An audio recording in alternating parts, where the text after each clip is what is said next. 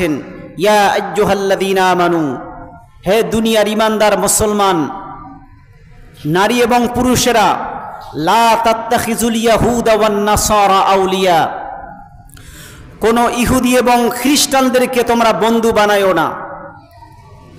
কারণ বাদুহুম আউলিয়াউ বাদ, ইহুদি এবং খ্রিস্টানরা তারা পরস্পরের বন্ধু, কিন্তু মুসলমানের বন্ধু নয়। ঠিক কিনা বলেন? এই মেসেজ দিয়েছেন কে? একটু জোরে বলেন, কে দিয়েছেন? আল্লাহ স্বয়ং নিজে দিয়েছেন যে বাদুহুম আউলিয়াউ বাদ, তারা পরস্পরের বন্ধু, অর্থাৎ ইহুদিরা ইহুদিদের বন্ধু, খ্রিস্টানরা খ্রিস্টানদের বন্ধু, কিন্তু মুসলমানের বন্ধু নয়, মুসলমানের কি? শত্রু।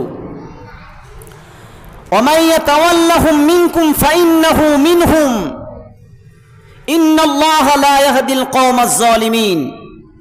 ওমাই ইয়াতাওয়াল্লাহুম ফাইন্নাহু মিনকুম, তোমাদের কেউ যদি পৃথিবীর নিকৃষ্ট মানুষ ইহুদিদের সাথে বন্ধু বানাতে চায়, কোন খ্রিস্টানদের সাথে যদি তারা বন্ধু বানাতে চায়, কোন মুসলমান নারী পুরুষ, তাহলে সেই মুসলমান নারী এবং পুরুষ ইহুদিদের অন্তর্ভুক্ত হয়ে যাবে, খ্রিস্টানদের অন্তর্ভুক্ত হয়ে যাবে, সে আর মুসলমানের মধ্যে থাকতে পারবে না।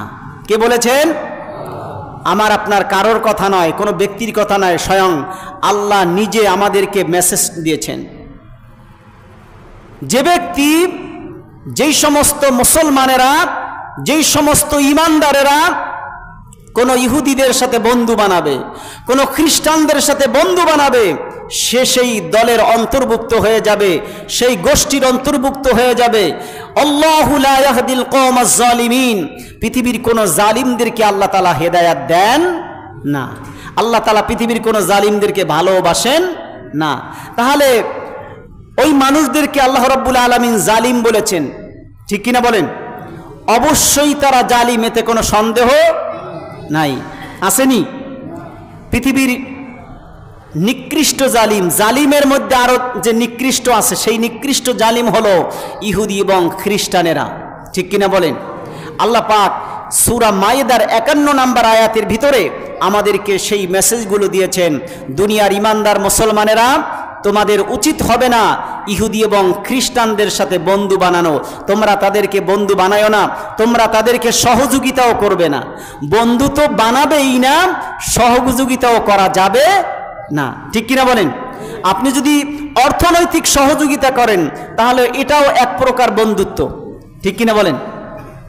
আপনি যদি তার ইহুদিদের প্রোডাক্ট ক্রয় করেন, ইহুদিদের প্রোডাক্ট ক্রয় করেন, তাহলেও এক প্রকার সহায়তা আপনি তাদেরকে করলেন, তাদেরকে আপনি অর্থনৈতিক সাপোর্ট করলেন, তাদেরকে আপনি পরোক্ষভাবে বন্ধু হিসেবে গ্রহণ করলেন। এটাও করা যাবে না, এটাও করা কি যাবে না। আল্লাহ স্বয়ং নিষেধ করেছেন, কোনোভাবেই তাদেরকে বন্ধু বানানো যাবে না, অর্থনৈতিক সাপোর্ট করা যাবে না, মৌন সমর্থন করা যাবে না, কোনোভাবেই তাদেরকে সমর্থন বা সাপোর্ট করা এটা কোনো মুমিনের জন্য, কোনো মুসলমান নারী পুরুষের জন্য উচিত হবে না, কাম্য হবে না। এটা আল্লাহ স্বয়ং নিজে দুনিয়ার সমস্ত ইমানদার মুসলমানদেরকে নির্দেশ দিয়েছেন। ঠিক কিনা বলেন? আসেন এবার আমরা সূরা ফাতিহা পড়ি। সবাই সূরা ফাতিহা পড়ি না? সূরা ফাতিহার শেষ দিকে আল্লাহ পাক বলেছেন, সিরাতাল্লাযীনা আন'আমতা আলাইহিম ইহদিনাস সিরাতাল মুস্তাকিম। আপনি আমাদেরকে সঠিক, সহজ, সরল পথে আমাদের সবাইকে পরিচালিত করুন। এই দোয়াটা আমরা করি না? নামাজের মধ্যে পড়ি, কিন্তু অর্থ আমরা অনেকেই জানি না, যার কারণে বুঝি না। কিন্তু ইহদিনাস সিরাতাল মুস্তাকিম, আল্লাহ আপনি আমাদেরকে সহজ, সঠিক, সরল পথে আমাদের সবাইকে পরিচালিত করুন। সিরাতাল্লাযীনা আন'আমতা আলাইহিম, তাদের পথে আমাদেরকে পরিচালিত করুন যারা আপনার পক্ষ থেকে নিয়ামত প্রাপ্ত হয়েছেন। এখন নিয়ামত প্রাপ্ত হয়েছেন কারা? আল্লাহ পাক সেটা অন্য আয়াতে কারিমার মধ্যে বলেছেন, ইয়া আইয়ুহাল্লাযীনা আমানু আতিউল্লাহা ওয়া মান ইউতিইল্লাহা ওয়ার রাসূল ফাউলাইকা মাআল্লাযীনা আন'আমাল্লাহু আলাইহিম মিনান নাবিয়্যিন ওয়াস সিদ্দিকিন ওয়াশ শুহাদাই ওয়াস সালিহিন। চার শ্রেণীর মানুষেরা আল্লাহর পক্ষ থেকে নিয়ামত প্রাপ্ত। কয় শ্রেণীর মানুষ? সবাই বলেন না কয় শ্রেণী? আমরা কিন্তু সূরা ফাতিহার মধ্যে বলেছি সিরাতাল্লাযীনা আনআমতা আলাইহিম, আল্লাহ আপনি আমাদেরকে ওই সমস্ত নিয়ামত প্রাপ্ত বান্দাদের পথে আমাদের সবাইকে পরিচালিত করুন। এটা আমরা নামাজে বলি সূরা ফাতিহার ভিতরে। তাহলে নিয়ামত প্রাপ্ত কয় শ্রেণী? সবাই বলেন কয় শ্রেণী?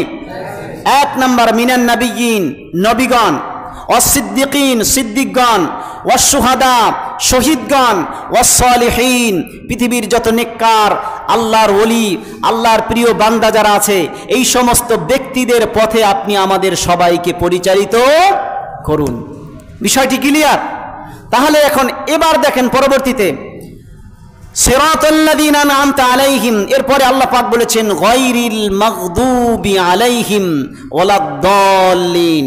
আল্লাহ পাক বলেছেন আপনি আমাদেরকে ওই পথে পরিচালিত কইরেন না যেই পথ অভিশপ্ত পথ, যেই পথ ভ্রান্ত পথ, পথভ্রষ্টদের পথ, ওই পথে আপনি আমাদেরকে পরিচালিত কইরেন না। আমরা কিন্তু এই দোয়াটা সবসময় নামাজের মধ্যে বলি। এখন গায়রিল মাগদুব, তাফসির সকল তাফসিরের কিতাবের মধ্যে এসেছে গায়রিল মাগদুব কারা? গায়রিল মাগদুব হলো পৃথিবীর নিকৃষ্ট মানুষ ইহুদিরা। কারা? কথা বলেন না কারা? মাগদুব বলতে আল্লাহ পাক কাদেরকে বুঝিয়েছেন? দুনিয়ার নিকৃষ্ট মানুষ ইহুদিদেরকে আল্লাহ পাক বুঝিয়েছেন গায়রিল মাগদুবি আলাইহিম ওয়ালাদ-দাল্লিন। আর এই দল্লিন বলতে আল্লাহ পাক দুনিয়ার নিকৃষ্ট মানুষ খ্রিস্টানদেরকে আল্লাহ বুঝিয়েছেন। তাহলে ইহুদি এবং খ্রিস্টানরা যেই পথে চলেছেন ওই পথে আপনি আমাদেরকে চালাইয়েন না, ওই পথে আপনি আমাদেরকে পরিচালিত কইরেন না। ঠিক কিনা বলেন?